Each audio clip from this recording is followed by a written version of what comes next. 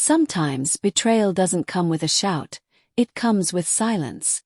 A husband walks away without a word after discovering his wife's affair, leaving behind a life built on trust now turned to ash.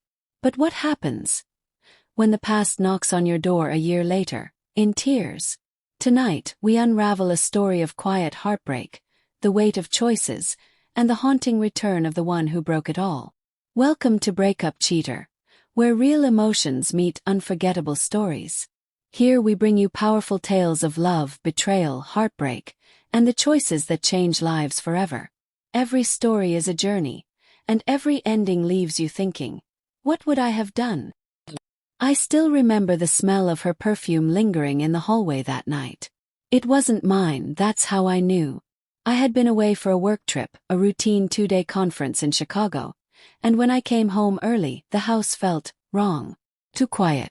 Too perfectly staged. Her laughter was missing, and yet the air carried something I couldn't quite place.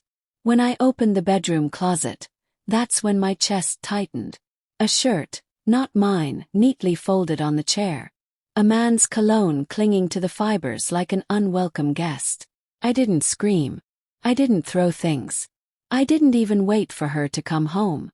I packed a bag, placed my house keys on the kitchen counter and left. No note. No confrontation. Just absence. Because when betrayal hits you like a freight train, sometimes the loudest revenge is silence. My name is Daniel, and for 8 years I believed I had built something real with Claire. A marriage born out of college love, sleepless nights planning our future, whispers of children's names that never quite made it to reality. But in the months before her affair surfaced, the signs had been there. The late nights at work, the phone she always kept face down, the sudden coldness during conversations that used to flow effortlessly. When I left, I moved into a small rented apartment across town. I didn't tell her where. I didn't block her number. I simply didn't answer. She sent a few texts at first. Where are you? Why is your stuff gone? Then a week later. Daniel, please talk to me. But when I didn't respond, the messages stopped. And in that silence I rebuilt myself, or at least I tried. The year without her. Grief has a strange rhythm. It doesn't announce itself all at once. It creeps in through small cracks, like when you're making coffee and accidentally grab 2 mugs out of habit. Or when you wake up at 3 a.m. and reach for a warmth that isn't there. I focused on work, joined a gym, started painting again, something I hadn't done since college. I made new friends, real ones, not the couple friends who always picked her side by default. But at night, when the city quieted down, the questions gnawed at me. Was it one time? Was he someone I knew? Did she ever love me? Or was it all a carefully curated lie? I wanted closure, but I refused to beg for it. My dignity was the only thing I had left. The knock at my door. Exactly 1 year and 2 days after I left, I heard it. 3 hesitant knocks on my apartment door. I opened it, and there she was. Claire. Hair shorter than before, eyes swollen, makeup smeared like rain on a windowpane. She was clutching her jacket like a lifeline. Daniel, she whispered. Her voice cracked on my name. Please, can I come in? I didn't answer right away. My chest felt like a stone was pressing down on it. 100 rehearsed scenarios had played in my head over the months. Me yelling, her begging, us screaming at each other. But now, standing there, I felt still. I stepped aside. She walked in slowly, as if expecting the walls to reject her. I lost everything, she started, sitting on the edge of my couch like a stranger in a church pew. Him included. I said nothing. She took a shaky breath. It wasn't supposed to happen. I thought it was a phase, the late nights, the excitement.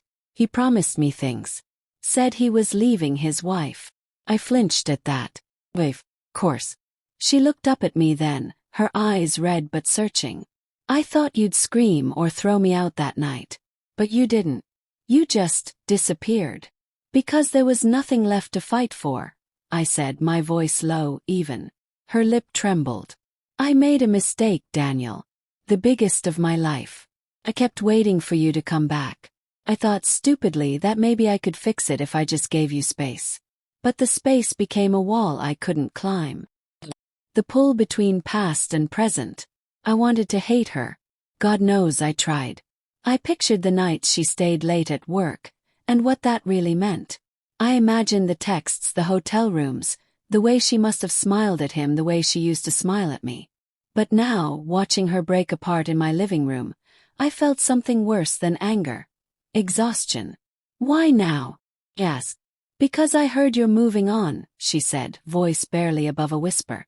Because the thought of someone else getting the parts of you I threw away. It's killing me. That stung.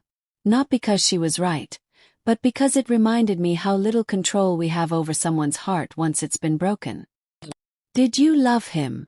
Asked finally. She looked down. No. I loved how he made me feel, noticed, exciting, wanted. But love. Well, I only loved you. It was a cruel answer. Because what she really meant was, I loved you, but it wasn't enough to keep me faithful. We talked for hours. Or rather, she talked and I listened. She cried, apologized, begged me to at least try again. But here's the thing about betrayal. Once the thread snaps, you can tie it back together, but the knot is always there. A reminder of where it broke. Claire, I said quietly, you came here for forgiveness. Can give you that. But you also came here hoping for us. And that, I can't give. Her face crumpled. There's someone else, isn't there? I hesitated. There was. A woman named Lena. Gentle, patient. Someone who never pried about my past but held my hand like she could feel the fractures beneath my skin. Yes, I admitted. And even if there wasn't, I'm not the man you broke, and I'm not the man who would come back. The goodbye we never had. She stood slowly, like the weight of my words had turned her bones to lead. Then this is goodbye, she whispered. It already was, I said. She reached for the doorknob, paused, and turned back once more. I hope she knows what she has, she said. She does, I replied. And then she was gone. 1 year later and forward.